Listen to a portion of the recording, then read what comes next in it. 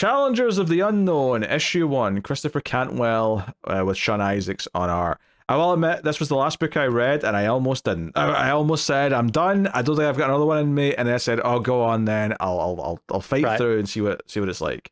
With the caveat of not spoiling my thoughts on another book coming up, I quite like Cantwell. I got 4 pages into this, and I nearly dropped it. Oh. Do you know what? Actually, it may be the same page I almost decided to stop reading it. Is it the 2-page layout?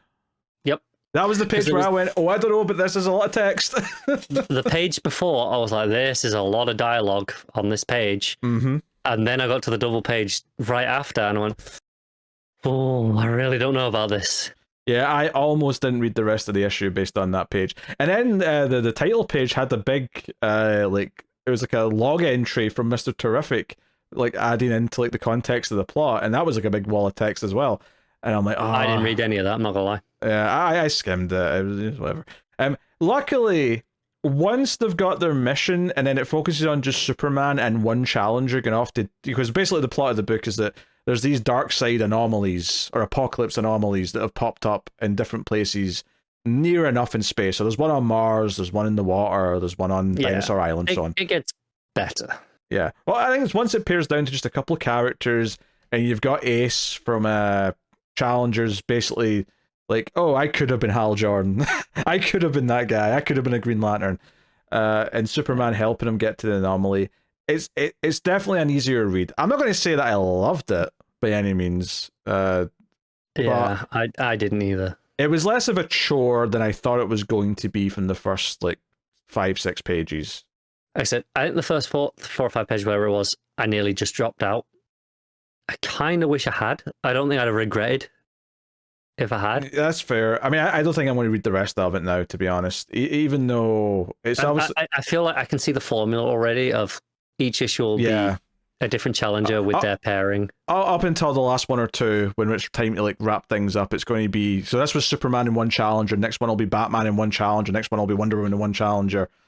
Rinse and repeat. I can see the formula, and I'm already like, I don't know. I don't know if I want to read it. I appreciate that they're on the Watchtower. They reference that they don't know where their other member is. That's the one that's almost been killed in the question book. So it's nice that the editorial's keeping that all linked up. But and ultimately they find this anomaly, and Ace looks into it, and he ends up fight. There's multiple Aces. One's dressed as a Green Lantern, one's in civilian clothes, and they're all fighting each other. And so whatever this anomaly's done, it's messed with his head and showing him multiple versions of himself. And at the end, when he's back in the Watchtower and they're checking he's okay, Mr. Terrific pulls Superman aside and says, you need to go back to that anomaly and destroy it. And he's like, what, really? Yeah. And I'm actually kind of worried that whatever was in it has infected the challengers themselves, and that's kind of the cliffhanger. Which, don't get me wrong, that's mildly interesting from a plot idea. There's a nice idea of the police of the Watchtower being infected and working against all the heroes. But there's something there, but I don't know if that's I don't think that's what the book's going to be about. Yeah.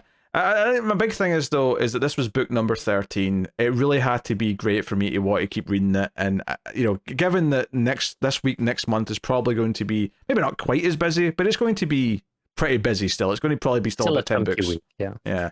So I think I'm happy to let this one go, and just I'm glad I stuck it out just so that I could say some words on it and say why I felt the way I did. But it's not something that I really want to devote much more time to.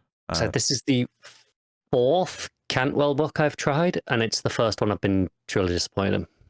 This is only my 2nd, I think, after Plastic Man. But anyway. All right, what are you rating Challengers? I think we clearly don't really care about talking about it much more.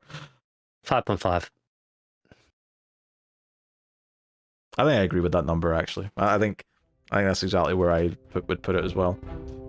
All right, so that's not returning next month, unless Matt really liked it and he wants to talk about it, I guess. That would be so Matt.